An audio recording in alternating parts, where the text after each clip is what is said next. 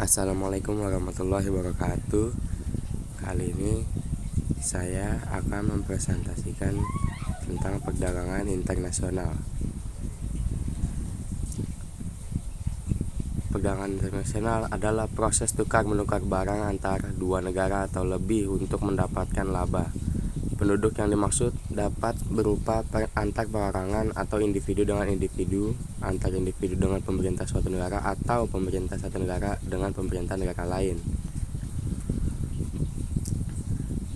Manfaat perdagangan internasional: yang satu, menjaga stabilitas negara; yang kedua, menambah devisa negara; yang ketiga, memperluas lapangan kerja; yang keempat, transfer teknologi; yang kelima, memperluas pasar hasil produksi dalam negeri; yang keenam, peningkatan kualitas produk; yang ketujuh, meningkatkan daya saing negara di dunia internasional; dan yang terakhir itu mempererat persahabatan antar negara dan meningkatkan pertumbuhan ekonomi.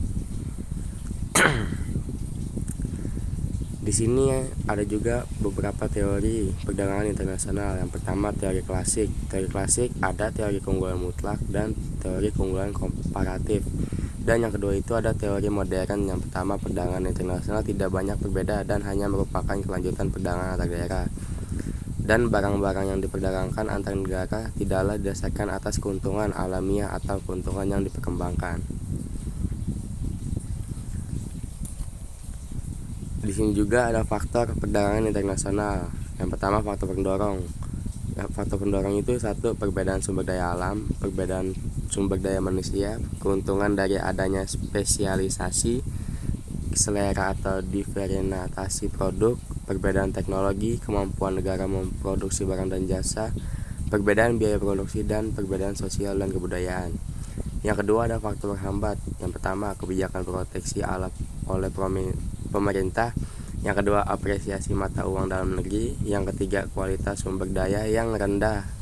Yang keempat, perbedaan sistem pembayaran antar negara yang sulit dan risiko yang tinggi. Yang kelima, ada terjadinya perang. Yang keenam, proteksi wilayah regional. Dan yang terakhir itu jarak antar negara atau biaya transportasi. Kebijakan perdagangan internasional: segala tindakan negara atau pemerintah, baik langsung ataupun tidak langsung, untuk memengaruhi struktur, arah, komposisi, serta bentuk perdagangan luar negeri atau kegiatan perdagangan. Macam-macam kebijakan perdagangan internasional. Macam-macam kebijakan perdagangan internasional ini terbagi menjadi dua. Yang pertama, kebijakan dalam bidang ekspor. 1. Tarif. Bea atau tarif adalah sebuah pajak terhadap barang impor atau ekspor antar negara berdaulat. Yang kedua, subsidi. Subsidi adalah bentuk keuangan yang dibayarkan kepada suatu bisnis atau sektor ekonomi. Yang ketiga, dumping. Dumping adalah penjualan barang di luar negeri dengan harga yang lebih murah dibandingkan harga di dalam negeri. Yang keempat, diskriminasi harga. Diskriminasi harga adalah menaikkan laba dengan cara menjual barang yang sama dengan harga berbeda untuk konsumen yang berbeda atas dasar alasan yang tidak berkaitan dengan biaya.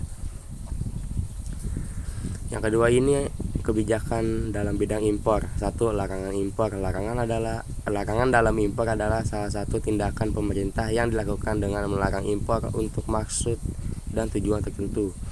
Yang kedua, kuota. Kuota adalah kebijakan pemerintah untuk membatasi barang-barang yang masuk dari luar negeri. Itu dia presentasi yang dapat saya sampaikan. Kurang lebihnya mohon maaf. Wassalamualaikum warahmatullahi wabarakatuh. Terima kasih.